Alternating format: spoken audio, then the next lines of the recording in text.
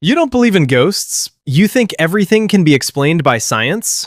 Then try explaining a case with official files and crime scene photos, tightly sealed by the police for 50 years. Smells like a conspiracy theory. Murder? Show me the evidence. Welcome to the Dyatlov Pass incident, Soviet Union, January 1959. A group of 10 Polytechnic University students, all professional snow hikers, went climbing in the Ural Mountains. Wait, this case is famous for 9 bodies, right? Yes, because one guy named Yuri Yudin U-turned at the last minute. Why the U-turn? A spiritual premonition? No, this dude had back pain. His sciatica was so bad he had to leave the group and go home to recover. Little did anyone know, that back pain saved Yuri's life, making him the only one from the trip to survive into old age. The 9 continued onto the slopes of Kholat Syakhl. In the indigenous language, it translates to Mountain of the Dead. They brought cameras and cheerfully wrote diaries every day. The developed film later showed no arguments or tension. But on the night of February 1st, all 9 of them vanished forever in the pitch-black night. Eaten by a bear, right? Or swept away by a blizzard? Dispatch a rescue team now! It took 3 weeks to find the campsite. The first sight froze the rescue team. The tent was half buried in snow. The tent was torn open from the inside out. Torn from the inside? Did something get in through the entrance so they had to slash the canvas to escape? The creepy part? Belongings, backpacks, knives, and warm clothes were all neatly packed inside the tent. No signs of a struggle. Outside, in minus 30 degrees Celsius, they found 9 sets of footprints leading toward the pine forest. Some were barefoot, some wearing just one sock. They walked orderly, not running in a panic. Walking barefoot into a snowy forest at minus 30 degrees? Were they possessed by demons? They walked about 1.5 kilometers to a large pine tree. Here, the rescue team found ashes of a small fire and the first 2 bodies. Both male students froze to death. But the horrifying part is, they were wearing only underwear. Freezing to death but stripping naked? That's ridiculous. Science calls this paradoxical undressing. When body core temp drops too low, brain hallucinations make victims feel burning hot, so they strip. But their hands were scraped and bleeding down to the bone. Pine branches 5 meters up were broken. Did they desperately climb high up the tree to see something, or to hide from some monstrous thing on the ground? From that pine tree stretching back toward the tent, 3 more bodies were found, including leader Dyatlov. Their postures showed they were trying to crawl back to the tent, and they wore torn pieces of clothing from the 2 dead guys under the tree. Stripping the dead to wear for warmth, pure desperation. Autopsy report batch 1 concluded. These 5 died of hypothermia. Normal, right? But 2 months later, when the snow melted a bit, they dug up the final 4 bodies in a deep ravine. This is when things got truly insane.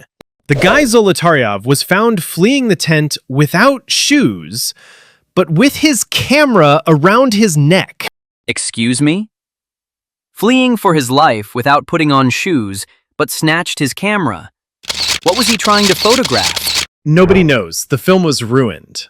But the most horrifying part was the condition of these 4 bodies. They suffered horrific internal injuries. 1 had a crushed skull. 2 had their entire rib cages pulverized, their hearts squeezed. The forensic doctor was stunned, stating the impact force was equivalent to a high-speed car crash, but there were no scratches on the skin. What the hell? Air pressure force? The shockwave of a bomb blast? The mystery doesn't stop there. The girl named Dubinina was missing her eyes, lips, and had her tongue completely ripped out. Stop talking! Ritual sacrifice dissection? Even more haunting was their funeral. Relatives attending the open casket funeral discovered something horrifying. The victim's skin had turned deep orange or dark brown, and the hair of these 20-something students had turned completely white. And when running a Geiger counter over their clothes, the machine signaled high-level radiation. Radiation? Orange skin? White hair? 100% the Soviet army tested a nuke, accidentally hit them. That's the biggest theory. After the radiation report, the government immediately stepped in, cordoned off the Ural Mountains, and froze the case. They concluded the cause of death with a blunt phrase: due to an unknown compelling force. Case closed. An obvious cover-up. What about the locals around there? Didn't they see anything weird that night? They did. Another hiking group 50 kilometers away testified. That night, they saw orange glowing spheres hovering in the sky toward Dyatlov Pass. UFOs too? Or military flares? Rockets? Many believe it was a vacuum bomb or parachute mine being tested. Its shockwave crushed their rib cages without leaving a scratch on the skin. Initially, police suspected the indigenous Mansi tribe attacked them, but this theory was immediately dismissed. Because around the scene, there were only 9 sets of footprints belonging to the victims. No strangers, no wild beasts, no Yeti monsters. Too many patched-up conspiracy theories. In the end, the truth was buried with 9 human lives? The case was buried for 50 years, becoming the subject of dozens of books, horror movies, and internet sleuths. So the case hit a permanent dead end? Is there no logical answer? It wasn't until 2021 that 2 Swiss scientists published the answer, based on the snow animation technology from Disney's Frozen. Huh? Elsa found the killer at Dyatlov Pass? Are you messing with me? 100% true. Impressed by the realistic snow in Frozen, scientists asked Disney for that snow simulation code. They used it to recreate the terrain and weather of the Ural Mountains that night. And the simulation results showed they were attacked by an extremely rare killer phenomenon called a slab avalanche. When the Dyatlov group shoveled the steep, snowy slope to flatten the ground for their tent, they accidentally weakened the snow structure above. That night, strong winds accumulated snow. Pressure exceeded limits. A solid block of ice the size of a bus slipped without warning and smashed directly into the tent. That's why the 4 sleeping on the outer edge got hit directly by the ice block. The massive crushing force pulverized their ribs and skulls like a car crash without breaking the skin. Oh, wow. Makes sense. So why did they slash the tent and run barefoot in the middle of the night?